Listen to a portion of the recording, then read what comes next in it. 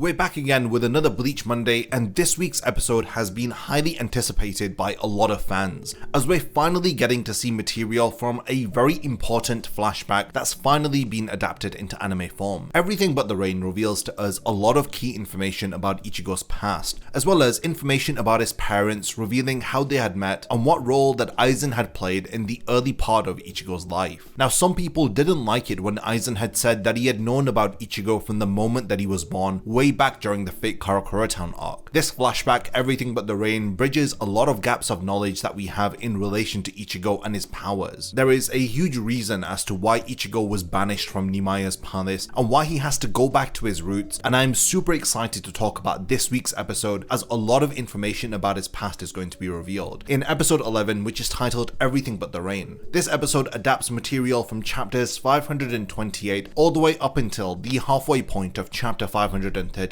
meaning that we have 5.5 chapters worth of manga material adapted into this week's episode. So without further delay, let's break down and analyze the 11th episode of the 1000-Year Blood War arc anime and finally find out what Ichigo doesn't know about himself. Before the intro song, we see Nimaya speaking to Renji about why he had no objections when it came to Ichigo being sent back home. Renji had also known that no matter how hard Ichigo had tried, there was no way that any of the Asuchi would accept him. Nimaya explains how he knows about every Asuchi that he has ever forged. He goes on to explain how every Shinigami is given a nameless Zanpakuto, which they must shape into their own blade, with its very own unique abilities and powers, and this is done via countless hours of training. Now, this is the essence of the bond that forms between a Shinigami and their Zanpakuto. Nimaya comments on how the Zanpakuto of every Shinigami, including the Zero Division and even Kinpachi Zaraki, they all have an Asauchi. However, Ichigo had awakened his Zanpakuto and his Shinigami powers without having an Asauchi that was forged by Nimaya. He is the only Shinigami in the history of the Soul Society to have ever done this, and this is why no Asauchi would kneel before him, because now Ichigo has to learn the whereabouts of his soul, so that he is able to reforge his broken Zanpakuto properly, but with an Asauchi this time. This is why in my videos where I explain Ichigo's powers, I referred to his abilities prior to the 1000-Year Blood War arc as false abilities. I talk about his false Shikai and his false Bankai. Now, after the intro song, we pick up from where we had left off from last week's episode, with Ichigo just having been kicked out of the Soul Society and standing in front of his home Kurosaki Clinic in the pouring rain. He realizes that he is no longer in his Shinigami body, but before his father comes to greet him, he ends up running away. He freshens up at Ikumi's place, who, if you remember, is his boss from his part-time job that we learn about during the Fullbring arc. ISSHIN eventually turns up and he takes him back home. There he explains to him how he was aware that his Zanpakuto had been broken and that Ichigo was unable to fix it with Nimaya. He isn't surprised that he was sent back home, because there is no way that he can restore his Zanpakuto in his current state, considering that he is somebody who doesn't know anything about himself. Now, Kubo is incredible at delivering these cool and mysterious lines that leave you desperate for more. ISSHIN looks stern in his expression, but he sees the anguish in Ichigo's eyes as he recalls back to when Ichigo had told him during the fake Karakura Town arc that he is willing to wait until the time is right to learn about his past. And this was back when Aizen had foreshadowed.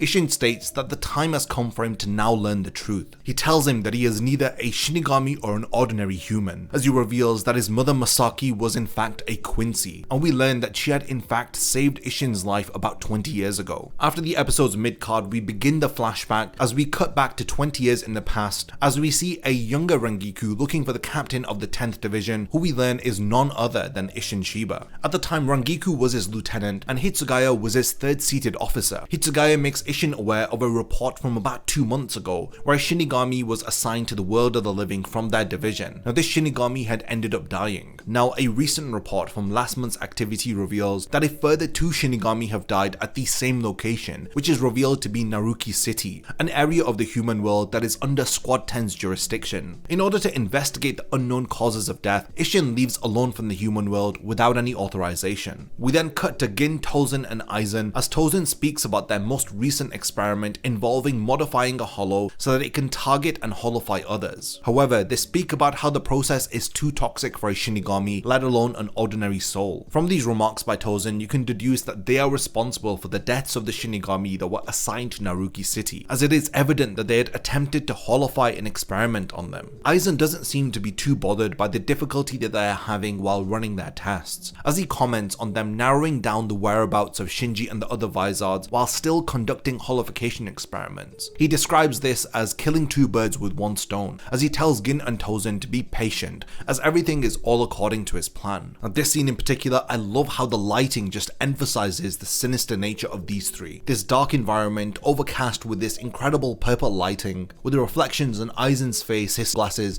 and most notably his eyes here. It's just an incredible way to reintroduce this younger AIZEN into the flashback. We then cut to Naruki City on the 4th of June at 8:22 PM as ISSHIN makes his arrival. He meets the two Shinigami that were stationed there, and they are concerned that it's getting cloudy, since the last Shinigami had died on a rainy day while he was on patrol here. ISSHIN overhears this and tells the two Shinigami to leave, as we then cut to the Ishida household during the same day but at 8:36 PM. We see Ryuken's mother speaking to a teenage Masaki as she scolds her for not taking her training seriously, stating that she doesn't appreciate the seriousness of her situation. We learn that all of Masaki's family have passed away, and she is the last surviving member of the Quincy Kurosaki family. She was only taken in by the Ishida family because she is a pure-blooded Quincy. Of course, a younger Ryuken makes his introduction into the story as he tells his mother to calm down. After Masaki leaves, Ryuken speaks with Katagiri about the reason why Masaki was brought into their family. We learn that she is going to have an arranged marriage to Ryuken in order to preserve the purity of the Ishida family's Quincy bloodline. Ryuken is concerned about her happiness because he believes that without her being happy, they won't be able to set their sights towards not only their future, but the future of the Quincy race. The rain once again begins pouring down hard, as this episode really pays attention to how it depicts the rain here, as it plays such an important part during very defining moments of the Bleach lore, and especially during flashbacks of the series. If you recall, it had rained during the day that Ichigo's mother was killed. It had also rained when AIZEN had holified the Vizards during the Turn Back the Pendulum arc. It had rained when Ichigo had lost his newly acquired Fullbring powers and he was pleading with Ginjo to have them back, as well as other instances like at the start of the series when he was battling the Grand Fisher, wanting revenge for the death of his mother. In order to lure out the mysterious creature that is targeting the Shinigami, ISSHIN charges up his spiritual pressure, as he is then confronted by a mysterious black hollow that has just killed the two Shinigami that he had told to stand down earlier. He immediately comments on the very strange appearance of this hollow, as its entire body is black, and its hollow hole is completely filled in. Despite its strange appearance, there is no mistaking it. From its spiritual pressure alone, it is definitely a hollow. One of my highlights of this episode is hearing the blood-curdling scream of the hollow white just before it begins its battle with ISSHIN. Masaki immediately senses two large spiritual pressures battling as she then rushes to help, but she of course is stopped by Ryuken, who tries to tell her that Quincy should only battle hollows after a Shinigami has died, and even then it is better to send a mixed-blooded Quincy like Katagiri instead of a pure-blooded Quincy, as Ryuken reminds her that they should not be so hasty to shed their precious blood, since they are the last of their kind. While Masaki argues with Ryuken, ISSHIN continues his battle with this mysterious hollow. It is evident that ISSHIN is on the defensive as he comments on the way that the creature is battling. He states that it's taken up the form of a hollow, but it is fighting exactly like a Shinigami. His battle with the Hollow White has taken him out of his jurisdiction, and he is now within Karakura Town, which is patrolled by Squad 13. The Hollow appears to target one of the Squad 13 Shinigami, as it quickly evades ISSHIN in order to fire a Sero towards the Shinigami. Meanwhile, Masaki reaffirms her resolve as she tells Ryuken that she would not be able to forgive herself if she had stood aside and done nothing while allowing for somebody else to die just for the sake of following customs. She rushes off to help ISSHIN, who is still battling against the Hollow, as he realizes that this creature is behaving more like a Menos than a Hollow, after seeing it having fired a Sero against the Squad 13 Shinigami. Now it's for this reason that he deduces that somebody within the Soul Society is responsible for this strange Hollow, as he activates his Shikai and is about to attack the Hollow, but he is struck down from behind by AIZEN, who is accompanied by Gin and Tozen, and they have concealed themselves with Urahara's Ryatsu concealing cloak. This is the very cloak that Urahara had used way back in the Turn Back the Pendulum arc. ISSHIN instantly knows that he was just attacked by a Zanpakuto and not the Hollow, and he is now able to confirm that there is a traitor amongst the Shinigami who is behind all of this. ISSHIN's battle against the Hollow continues as he struggles and states that the wound that he has just been inflicted with is making it difficult for him to focus his spiritual pressure, and he cannot use his Bankai in his current condition. He then swallows some of his blood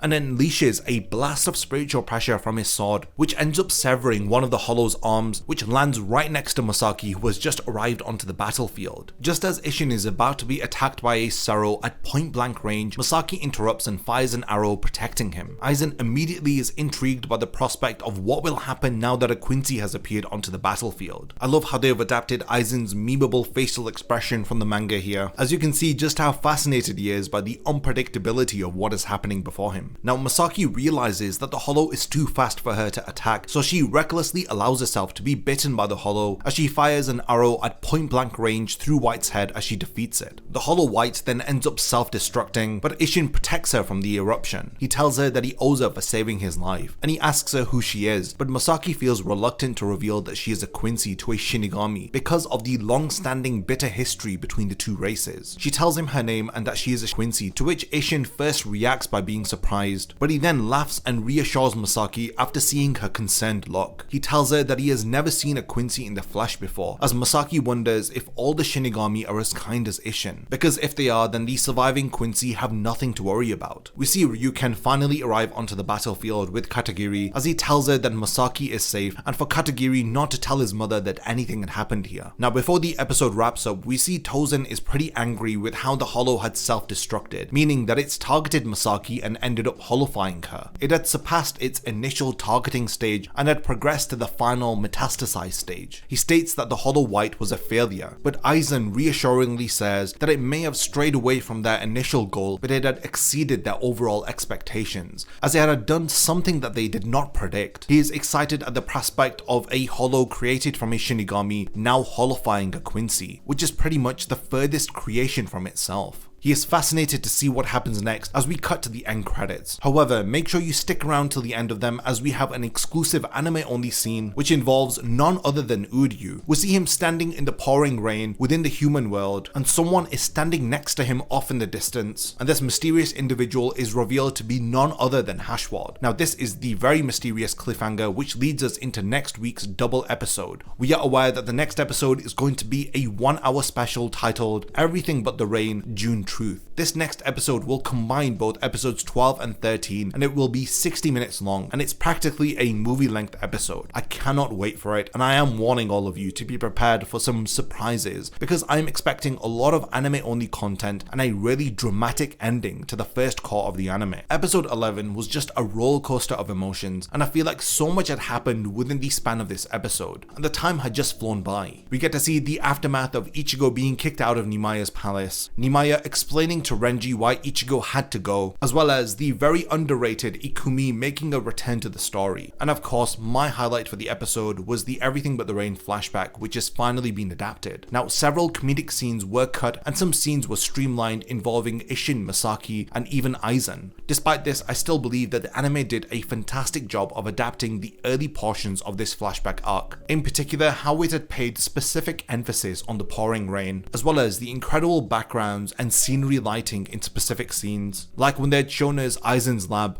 and we see this incredible purple lighting bringing to life this very dark atmosphere. And the music by Sagisu was incredible during some specific scenes, like when Masaki had arrived onto the battlefield to protect ISSHIN, we hear the awesome Imperial theme song of the Quincy.